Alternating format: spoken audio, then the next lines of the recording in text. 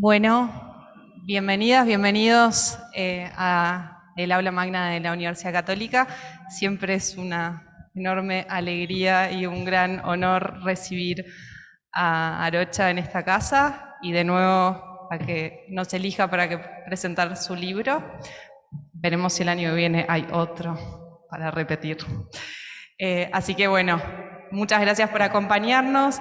Les pido encarecidamente que conserven el tapaboca durante la presentación. Y ahora sí los dejo con Pilar, Rodolfo y Miguel, que van a estar al frente de la presentación.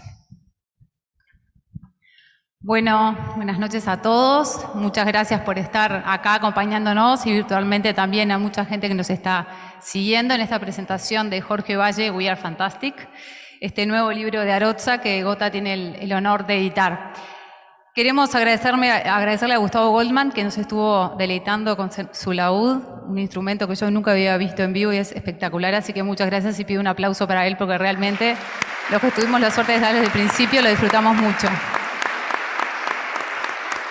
También quiero agradecer a Julio Fernández Techera, a Santiago Mercant y a Pia Superbiel y en ellos a Sol también y a todo el equipo de la Católica que nos abre las puertas de esta casa y nos hace sentir siempre muy, muy cómodos. Estamos muy contentos de estar otra vez acá. A la familia del doctor Valle, que vino en pleno a acompañarnos. De verdad, muchas gracias por estar hoy con nosotros. También al periodista Miguel Arregui, que con mucha generosidad escribió este prólogo tan difícil, por lo menos para mí, de escribir, y lo escribió de una forma única. Así que muchas gracias, Miguel, por el prólogo y por acompañarnos también hoy.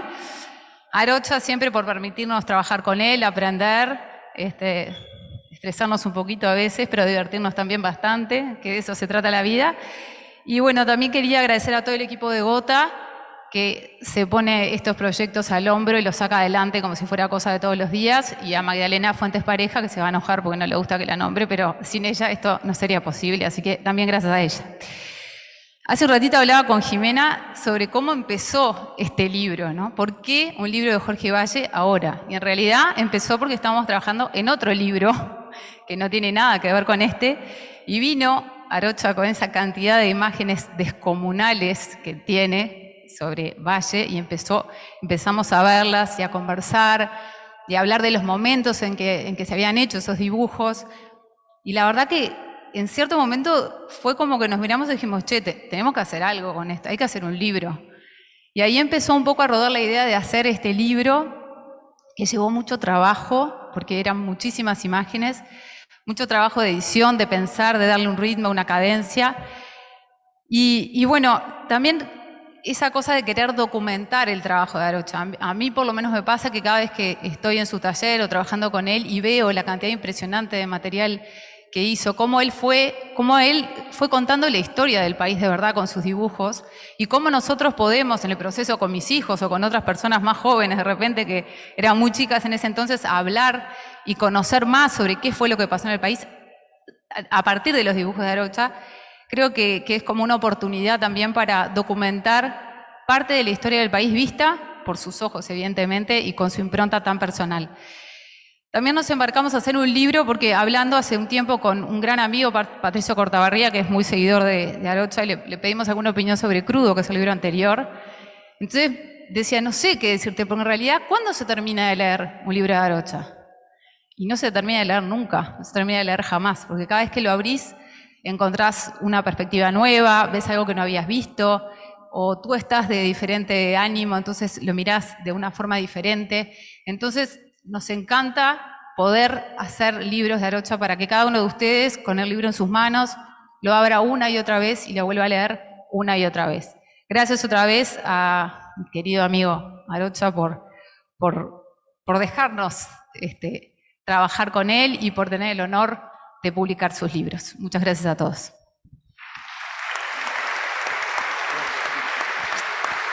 Le doy la bienvenida ahora a Miguel Arregui, periodista, prologuista del libro. Hola, sí, buenas noches. Es un gusto ver algunas caras conocidas, a pesar de los barbijos, y también algunos compañeros entrañables de décadas de periodismo. Y es un gusto también presentar este libro de Arocha y haber hecho el prólogo. Yo me gané la vida siempre escribiendo y no soy bueno para hablar, espero que sean tolerantes. Y seré breve además, solo 20 minutos. Le dije a Aroxa que eran 65 para asustarlo, pero serán a lo sumo 20 minutos. Con Rodolfo venimos de patrias diferentes. Él se crió en el centro de Montevideo, yo me crié en el interior profundo, en el campo. Y sin embargo, por una serie por azar, nos conocemos desde hace más de 40 años. ¿Sí? Nos conocemos desde fines de la década del 70 y fuimos coincidiendo en diversos medios de prensa, que al principio eran marginales, que salían de vez en cuando, que pagaban cuando podían. Y tuve el placer de publicar algunas notas con sus caricaturas, en Búsqueda, en un corto tiempo que estuve en el país.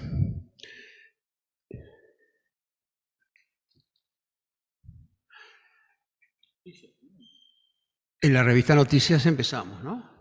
En la revista Noticias, una revista que fue heroica en su momento, fue donde empezó a escribir Enrique Tarigo a favor del NOP, en el referéndum de 1980, Juan Martín Posadas también, en fin. Si hay presidentes caricaturizables, sin duda Jorge Valle fue uno de ellos. Otro es José Mujica, claramente, a quien ya Aroxa le dedicó un libro en 2019. Jorge Valle fue además una persona tumultuosa, inolvidable en muchos aspectos, algunos negativos y otros muy positivos. Quiero contarles una anécdota. Este verano tuve el enorme privilegio de cenar junto a otras 2 o 3 personas con don Enrique Iglesias. No es necesario que les explique quién es Enrique Iglesias. Don Enrique, que ya está grande, que tiene 91 años, parece que deseara saldar viejas cuentas que no han sido del todo aclaradas. Esa noche, por ejemplo, hablamos largamente de la famosa infidencia. Ustedes saben que la infidencia fue algo que se le adjudicó a Jorge Valle hace más de 50 años y que se utilizó mucho en su contra como arma política. No voy a entrar en mucho detalle porque es una historia larga y un poco compleja, pero les recuerdo que en 1968 en este país había control de cambios. En realidad el control de cambios comenzó en 1931. O sea que el gobierno fijaba el valor de la divisa. Control de cambio es una de las recetas más viejas del mundo. Ya está en el Código de Hammurabi, hace más de 3.000 años fijaba ciertos precios, y es también la receta más fracasada de la historia, ¿sí? Los controles de divisa o los controles de cambio suelen generar mucha corrupción y por lo menos especulación. Alcanza con que miren lo que ocurre hoy día en Argentina. Mi tesis es que hay demasiada gente que hace dinero con eso, dinero fácil, y por lo tanto sigue manteniendo una receta que no sirve para nada. Las cosas valen lo que la gente quiera que valga y no lo que los gobiernos quieren que valga. Un domingo de abril de 1968, un periodista del diario BP Color, de apellido Astesiano, publicó un título formidable. Desde mañana lunes el dólar valdrá 250 pesos.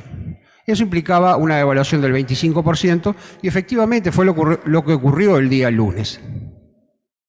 La medida se había resuelto ese fin de semana en una reunión que se hizo en la residencia presidencial de Suárez y Reyes, en la que estaba, como es habitual, el presidente de la República, Jorge Pacheco Areco, más el ministro de Hacienda, como se llamaba en esa época, más las autoridades del Banco Central y del Banco República. Les recuerdo que el Banco Central en este país se creó por la Constitución de 1967.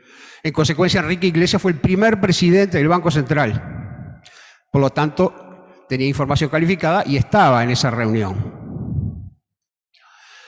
La cosa no pasó a mayores hasta que 2 o 3 meses después, un antiguo director del Banco de República, que fue destituido, dijo en el Paraninfo de la Universidad de la República que Jorge Valle había comprado enormes cantidades de dólares y después había provocado la devaluación informando a un periodista amigo. que el título del diario iba a provocar la devaluación. En realidad, las reuniones, ese tipo de medidas se tomaban los fines de semana para que nadie pudiera comprar, para que nadie pudiera beneficiarse de información calificada y se mantenía en estricta reserva.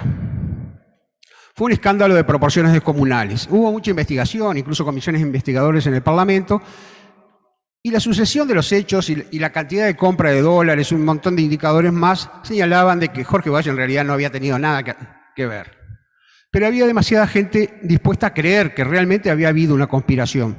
Hasta el día de hoy las conspiraciones suelen ser muy fructíferas en este país, y mucho más en ese momento donde todo tenía un precio, hasta la morcilla tenía un precio fijado por el gobierno, hasta los fósforos, todo estaba fijado. Era un país muy diferente al actual. No podrían imaginarse hasta qué punto. Si se habrá utilizado la acusación de la infidencia, que incluso 2 años después hubo 2 duelos a sable con Maneco Flores Mora, que había hecho una referencia descalificadora a propósito de la infidencia, ¿verdad? Se batieron Julio Sanguinetti y Jorge Valle contra Maneco Flores Mora. En fin.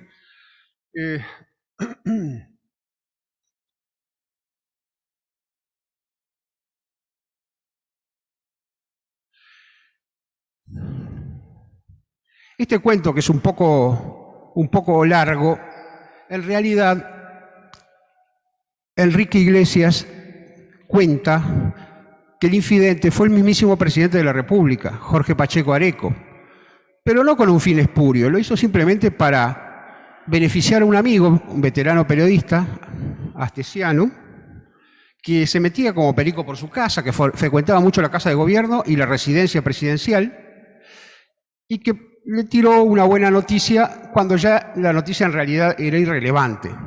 Salió un domingo y el nuevo precio de la divisa se conocía el lunes. Así que el gran infidente fue el mismísimo presidente de la República, Jorge Pacheco Areco. Esta anécdota viene a cuento porque es casi una parábola de lo que fue Jorge Valle. Fue una persona que vivió entre infundios, entre tropezones, entre hablar de más, entre acusaciones falsas, entre enormes vendavales. A veces los provocaba él mismo, otras veces simplemente los heredaba o se los ligaba, y otras veces se le pegaban porque, bueno, se buscaba descalificarlo. En definitiva, era un liberal en medio de un país profundamente estatista, como era Uruguay en ese entonces, y sigue siéndolo hasta cierto punto.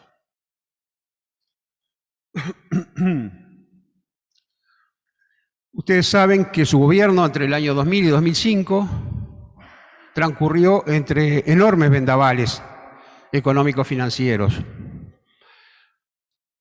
que fue una crisis regional, en realidad, que involucró también a Brasil y Argentina. De hecho, la crisis empezó en enero de 1999, cuando Brasil devaluó fuertemente su moneda. En consecuencia, Uruguay y Argentina quedaron fuera de precios y era solo cuestión de tiempo de que también se les cayera la estantería. Todos sabemos lo que ocurrió en Argentina a fines de 2001 y lo que ocurrió luego en Uruguay en el 2002. De alguna forma, Jorge Valle pasó la mayor parte de su periodo con el cartucho de dinamita en la boca, como muestra la tapa de este libro. Es lo que queda básicamente en la memoria colectiva.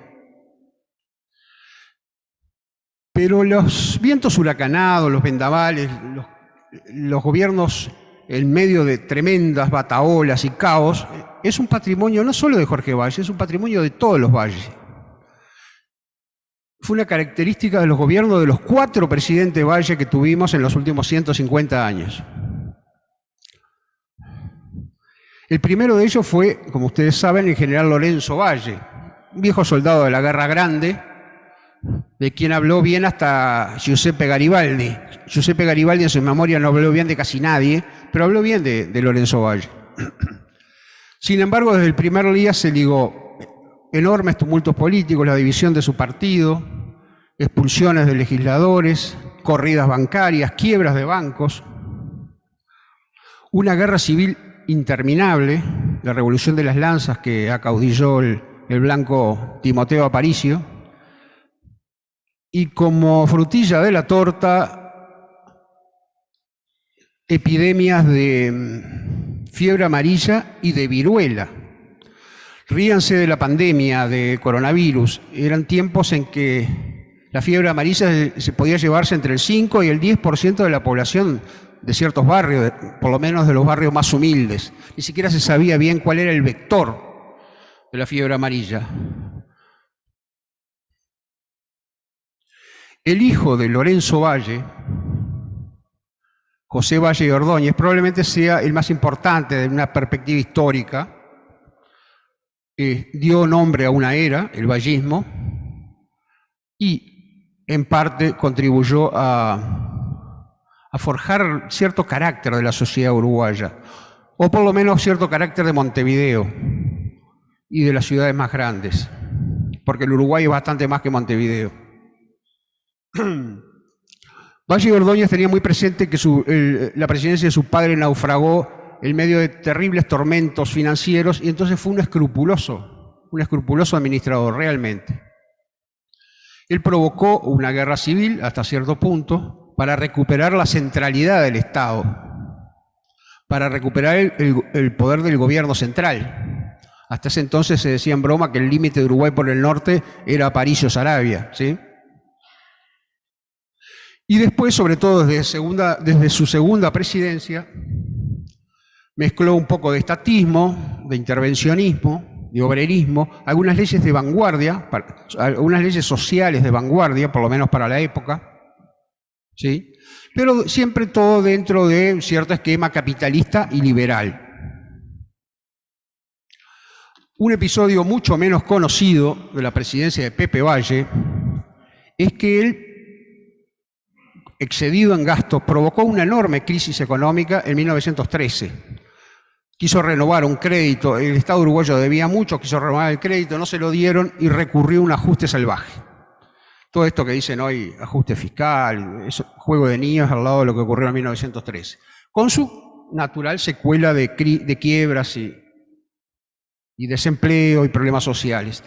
Esa crisis que ha sido poco estudiada, en realidad yo creo que pasa desapercibida porque al año siguiente, en 1914, estalla la Gran Guerra Europea, que hoy conocemos como Primera Guerra Mundial. Esa guerra sí acentuó aún más la depresión.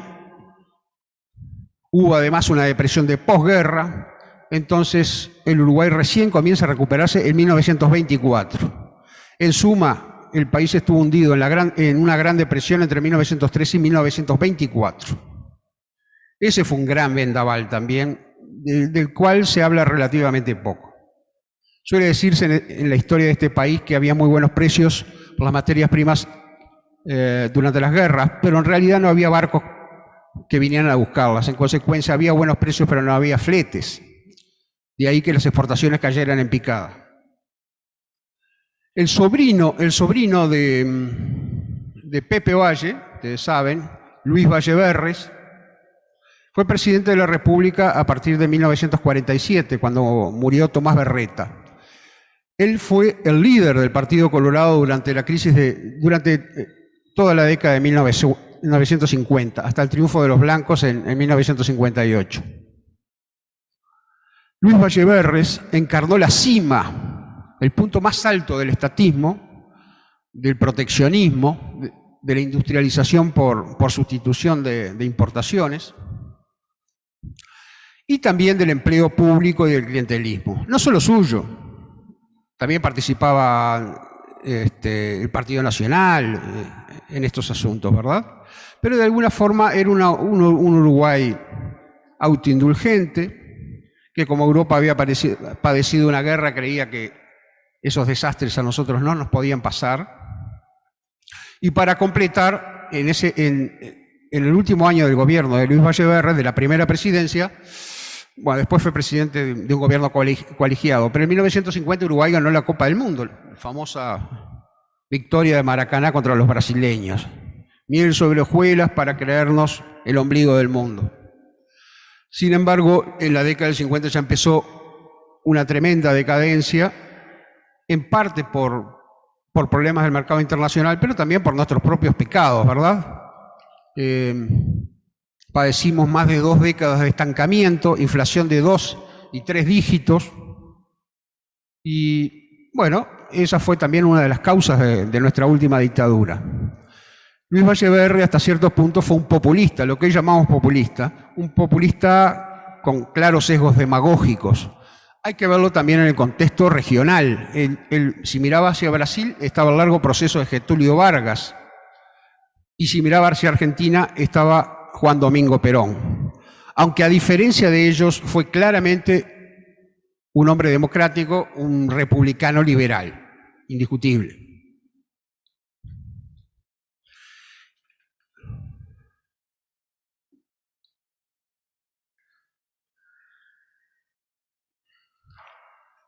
Jorge Valle Ibáñez, el objeto de las caricaturas de Rodolfo, se propuso desmontar todo ese aparato, o por lo menos ese aparato entendido como el Estado más allá de sus funciones naturales, o el clientelismo, o la superabundancia de empleados públicos. Desde la muerte de su padre en 1964, Jorge Valle, propuso un regreso del Uruguay al Uruguay abierto, liberal, integrado al mundo, que se había hecho rico en la segunda mitad del siglo XIX. Ese, en definitiva, el peso fundamental en el imaginario de Jorge Valle. Esa fue también la causa de de la enorme cantidad de enemigos que se ganó, incluso dentro del Partido Colorado. Es muy difícil que cuando los políticos tienen mucho poder y los burócratas tienen mucho poder, estén dispuestos a cederlo fácilmente. Ha sido así a través de la historia y sigue siendo así. También vamos a aclarar que Jorge Valle se caracterizaba por una enorme inteligencia, una enorme imprudencia, una verborragia muchas veces conflictiva y una frontalidad que no es la habitual dentro del sistema político. Esas cosas también ayudan a ganarse enemigos. Todos recordamos algunas frases memorables durante su presidencia, la referencia que hizo a los argentinos, la forma en que pidió disculpas frente a un presidente argentino Duhalde desconcertados.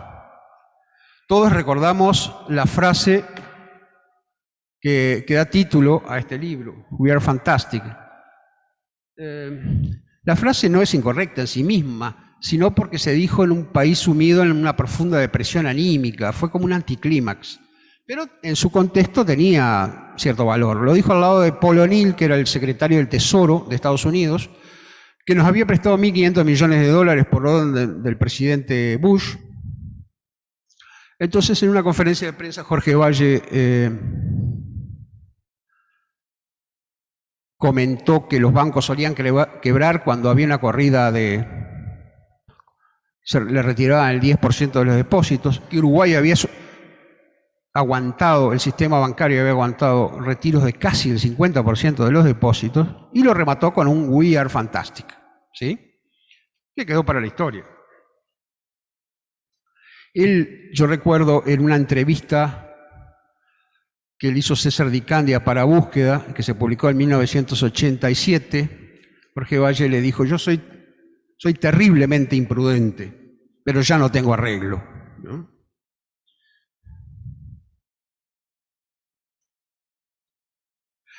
Sin embargo, pese a todos esos desastres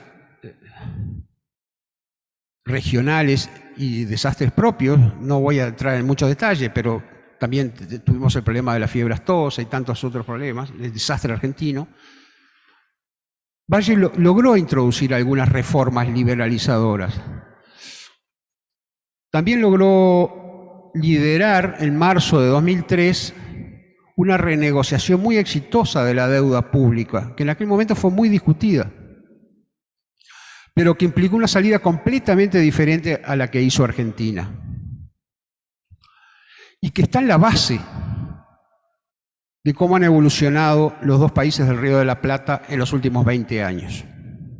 Esa salida, cómo salió cada país. En ese plano creo que le debemos mucho a Jorge Valle. Los presidentes no deberían ser juzgados solamente por lo que hicieron, sino también por lo que evitaron. También todos recordamos cómo trajo a Bodnia, que en realidad andaba explorando el territorio argentino. Cómo vinieron aquí los grandes productores de papel escandinavos para terminar de madurar la industria forestal que se había creado a partir de 1987 y que todavía están poniendo dinero en el centro del país. A su modo, entonces, Jorge Valle fue un reformador, aunque fuese un reformador fallido o parcialmente fallido, aunque fuese en contra de lo que habían propuesto sus ancestros, los otros Valle presidentes, o por lo menos Pepe Valle y Luis Valle. Poco antes de irse le dijo a la agencia española EFE: yo aspiraba a mucho más, yo aspiraba a cambiar el Uruguay, pero desde que entré hasta el año 2003 me la pasé atajando penales. Yo creo que esa puede ser una buena síntesis de lo que le tocó vivir. Antes de darle la palabra a Rodolfo, quiero comentarles por último que no es un libro apologético, pero es un libro del cual, así lo veo yo, emana cierta comprensión, cierta admiración y cierta ternura. Porque como nadie, Jorge Valle se sobrepuso a las más enormes contrariedades y derrotas para salir relativamente bien parado. Todo esto que yo cuento, por la magia de la caricatura, a veces se nos representa como un destello, como un relámpago. Esa es la magia, ¿no? Un instante de agudeza, un trazo de mordaz, o una imaginación deslumbrante que nos devuelve a sentimientos, sentidos que creíamos olvidados. En fin, esto es lo poco que yo tenía para decirles. Les agradezco mucho y los paso con el padre de la criatura.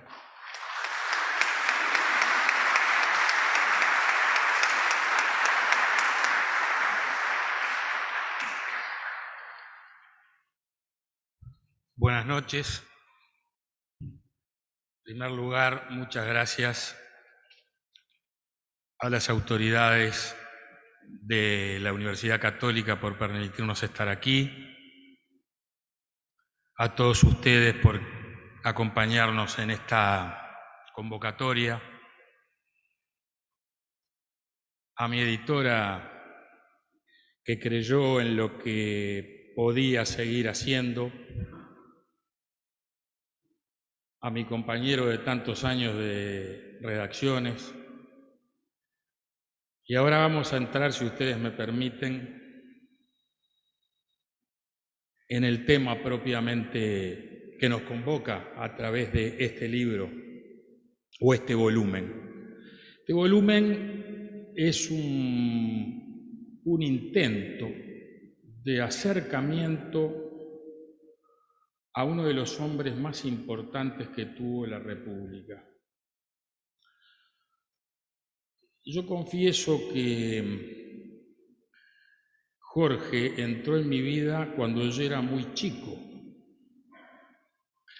Inclusive es algo curioso porque mi familia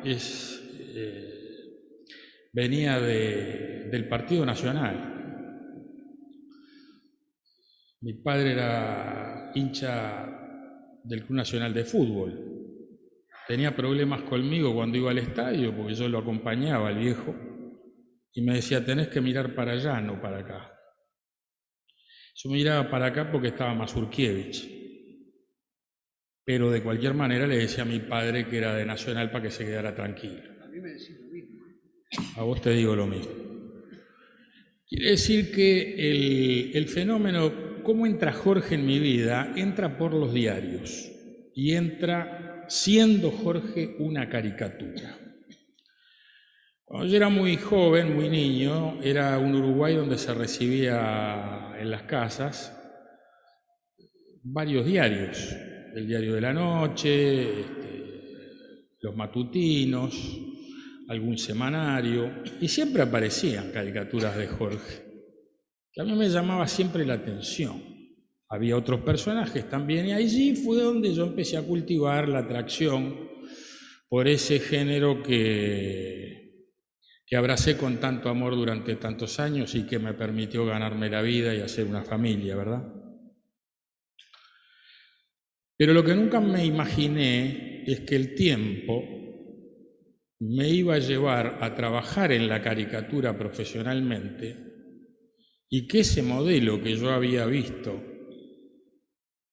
de joven iba a ser modelo para que yo hiciese los dibujos que entendía que tenía que hacer. Porque les confieso que Jorge Valle siempre me atrajo porque toda la vida creí que era un desequilibrado emocional. Y digo esto porque, claro, Jorge tenía muchos problemas, muchos. El primer problema que tenía es que no solo parecía inteligente, sino que lo era muy inteligente. Y eso genera muchos problemas. Perdón. Lo conocí a Jorge por el año 80 y pico, terminando ya esa noche inaguantable que sufrimos todos los uruguayos. Y recuerdo que en el último acto que hizo Jorge, en el año 71, ahí, en Avenida Graciada, que no era Libertador, dijo una frase que mi padre quedó impresionadísimo, haciendo mención a lo que eran los tupamaros. Dijo: los ahogaremos en libertad. Ahí ya marcó una cosa que después me llamó la atención con el tiempo, porque fue uno de los primeros presos políticos importantes que hubo en este país, por denunciar que se venía el golpe de Estado. Es bueno que muchos jóvenes lo sepan, porque a veces escuchan mal y repiten peor. Jorge, cuando denunció por cadena de radio y televisión, eso fue una bomba. Eso fue una bomba. Es más, le llegaron a preguntar periodistas que, por supuesto, son mayores que yo: ¿vos estás seguro de lo que estás diciendo? Totalmente seguro. Y escribió un editorial fabuloso en el diario Acción que se llamaba Golpe de Estado.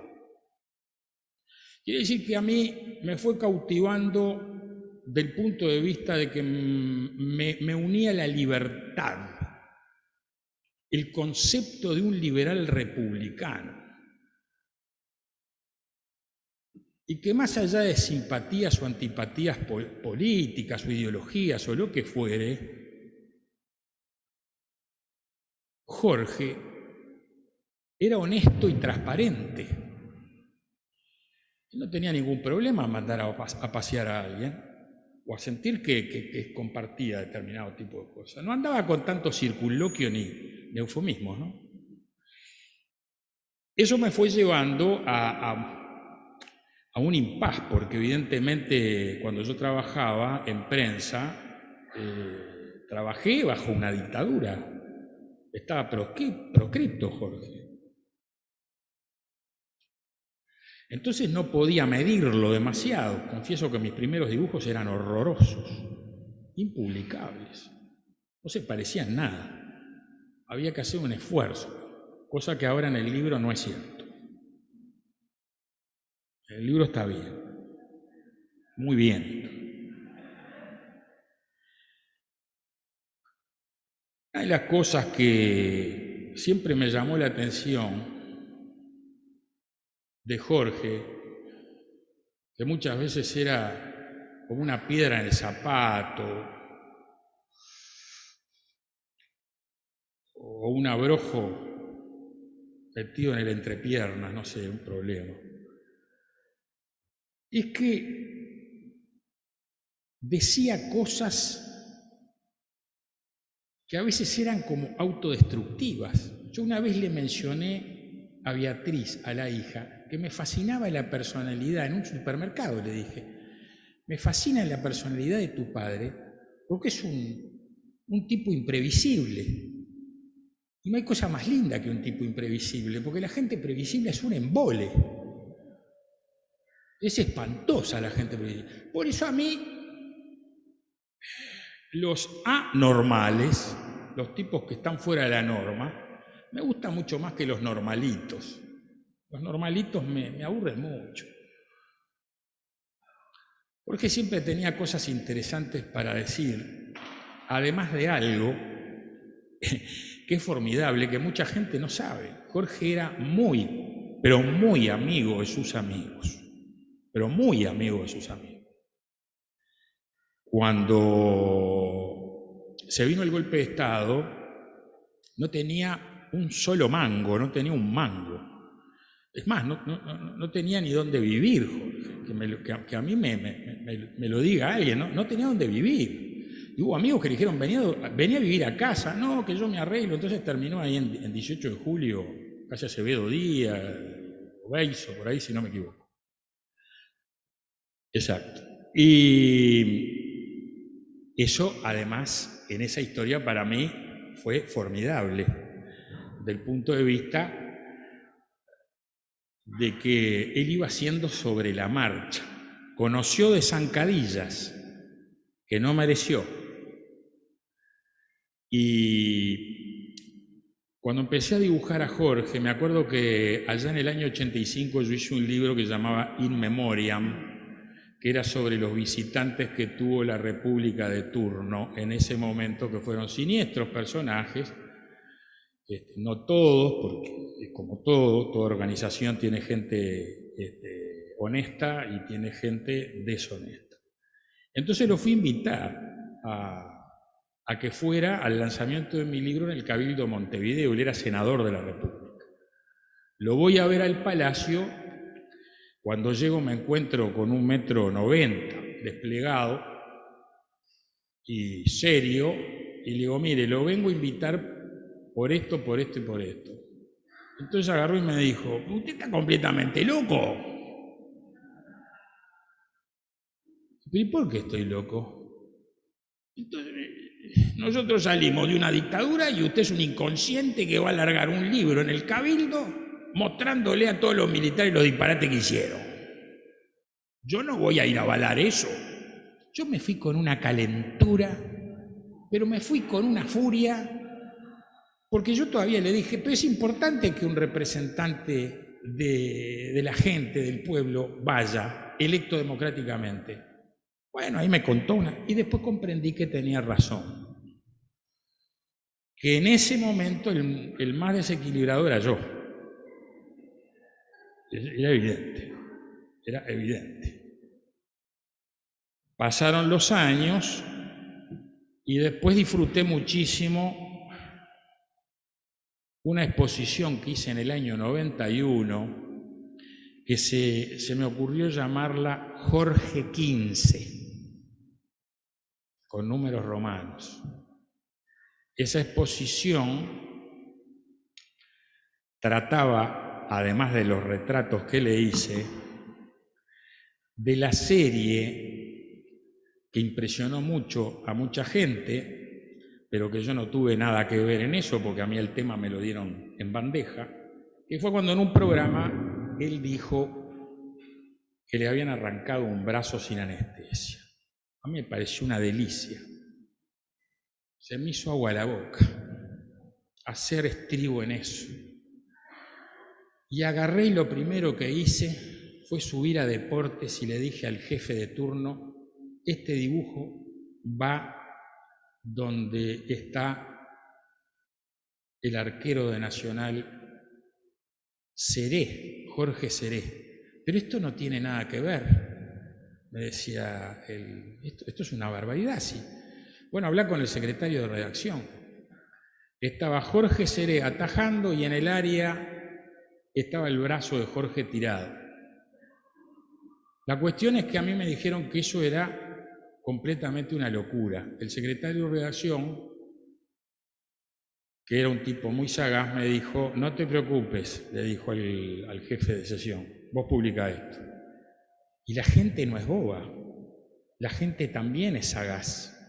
A veces los periodistas pecamos de creer que la gente no entiende. Fue un éxito rotundo, todo el mundo sabía que además del partido, que era el tema, terminó ganándole el tema de la arrancada de brazo, y sabían que era el brazo de Jorge.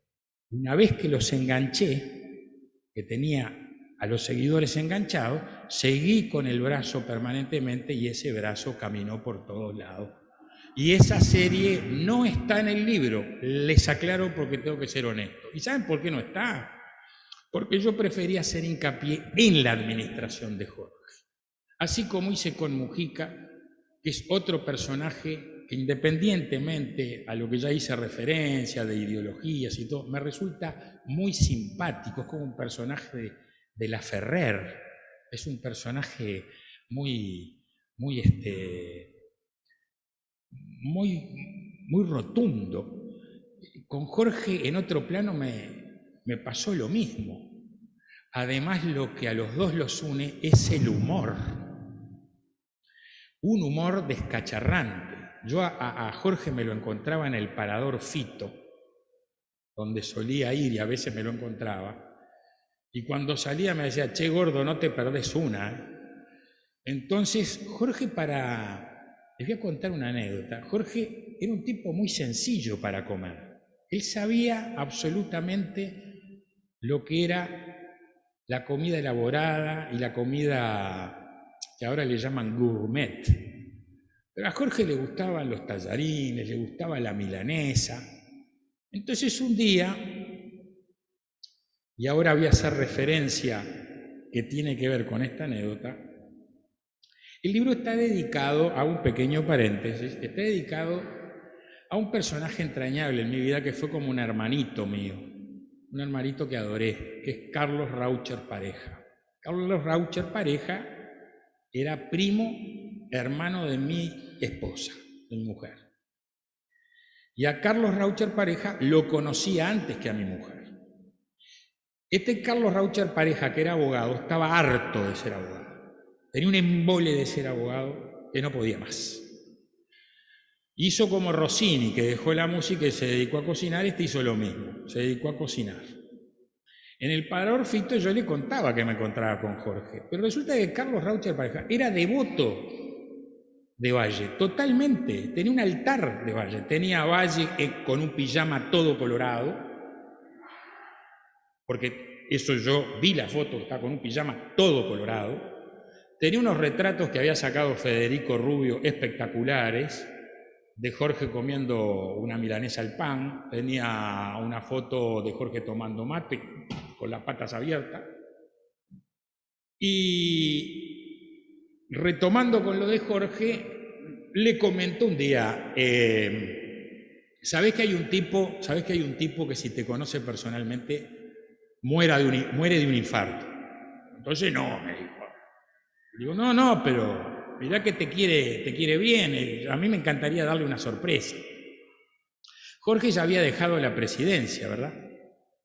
Entonces me voy a la casa de mi amigo, después que tenía el consentimiento de Jorge, y le digo, che, tengo una sorpresa para darte. ¿De qué hablas? Tenés que cocinar algo. Bueno, ¿qué querés? Me dijo, ¿qué querés comer? Le digo, no, vos hacés algo sencillo. Bueno, pero ¿qué sencillo? Y algo sencillo, una pasta, Dice, bueno, hago unos papardeles. Le digo, con un buen tuco. Sí. Pero hacelo bien, porque te voy a traer una persona muy importante para que te conozca. Enseguida agarró y me dijo, ¿quién es? No te voy a decir. ¿Cómo que no me vas a decir? No te voy a decir. Así que el jueves voy a venir con esta persona acá. No me acuerdo si fue un jueves, un viernes, es un detalle menor. No, pero me tenés que decir quién es. Bueno, chau, suerte en pila. La cuestión es que paso a buscar a Jorge por la Rambla, al lado del francés, del liceo francés. Y me dice Jorge, bueno, ¿para dónde vamos? Y le digo, a lo del Gordo Raucher. Perfecto. Entonces fuimos, se hizo la noche, estaba oscuro. Me llama la mujer y me dice, ¿con quién venís, loco? Porque el gordo está con descompostura. Le digo, ¿por qué está con descompostura? Me dice, está con descompostura, con una diarrea monstruosa porque no sabe quién va a venir. Y vos le dijiste que era un tipo muy importante, y a mí me dijo que vos sos un loco, que sos capaz de aparecer con no sé, con alguna figura importante. Le digo, bueno, que se quede tranquilo, voy con un crack, no pasa nada, está todo bien. No, pero por lo menos decime a mí. No, eso no te lo voy a decir. Llegamos, Jorge se reía en el auto como un niño. Y cuando Jorge se reía se notaba. Parecía que tenía más dientes que un yacaré. Impresionante, impresionante. Porque además, la sonrisa de Jorge no era una sonrisa ficticia ni impostada. Cosa que uno que observa y ha estado tantos años escaneando gente, uno capta el rictus del que se ríe y pasa de la risa al verdadero personaje, que es algo que no tiene ganas de reírse. Jorge no vivía riéndose. Jorge cuando se reía se notaba. Y estaba muerto de risa. Cuando llegamos a la calle Juan María Pérez, donde él vivía con su mujer, Trudy Harder, un personaje muy difícil de meter en caja porque le decíamos la gringa, pero también tenía ascendencia alemana y había vivido en Paraguay, una cruza imposible, ¿no? Rarísimo eso, ¿no? Llegamos a la casa y le digo, bueno, toco timbre y entramos. No, me dijo. Toca timbre y entra vos, yo me quedo escondido acá y entro después. Ya Jorge estaba para la joda, ¿no? Era clarísimo. Bien, toco timbre y la gringa me atiende y me dice, ¿quién es, Rodolfo? Te abro. Abre y el portón era un portón que se abría con unos brazos mecánicos. Se abre una hoja. Y cuando entro estaba la puerta abierta y estaba la gringa y atrás como un niño con los ojos de este tamaño, ¿qué era lo que iba a entrar? Entonces cuando yo entro, porque era un zarpado, ¿no? Raucher era un zarpado, era una cabecita. Dice, ¿y? Acá viene, y apareció Jorge. La excitación que le vino a tu hermano, porque está acá el hermano, la excitación que le vino a tu hermano y a Jorge, se pegaron un abrazo, como que se conocieran de toda la vida. Por eso digo que tenía esa cosa espontánea, esa cosa fantástica, esa cosa fantástica. Esa noche fue formidable, porque habló en alemán con la gringa. Carlos estaba que parecía Fred Astaire. Estaba en un mambo, ahí en una cosa fabulosa, y me llama y me dice, me hubieras dicho que cocinaba otra cosa, boludo. Y le digo, no, vas a ver que... Bueno, se armó la mesa, empezamos a picar. Bueno, ¿querés más, Jorge? No, yo estoy bien. Qué bueno que está esto, qué bueno que está buenísimo. Y le digo, los hizo esto. Vos los hiciste, bla. Bueno, se habló de política, se habló de todo. De postre yo había comprado algo que también a tu padre le encantaba, ¿no? Martín Fierro. Entonces le digo, te hice un Martín Fierro VIP. ¿Cómo? Y le digo, sí, hice un quesito con un dulce de guayaba, más VIP. Bueno, está, pero a mí me gusta el Martín Fierro. Bueno, comió tranquilo, terminamos. Ya se había avanzado la noche, me explicó que no comía mucho de noche. Y en un momento de la noche insiste: qué bueno que estaban esos papardeles. ¿Te gustan?, le dijo Carlos. Están muy buenos. ¿Sobró algo? Y dice la gringa: claro, sobró, sí. Bueno, haceme una viandita que mañana ya soluciono en almuerzo. Y se llevó la viandita con los papardeles. Buenas noches, muchas gracias.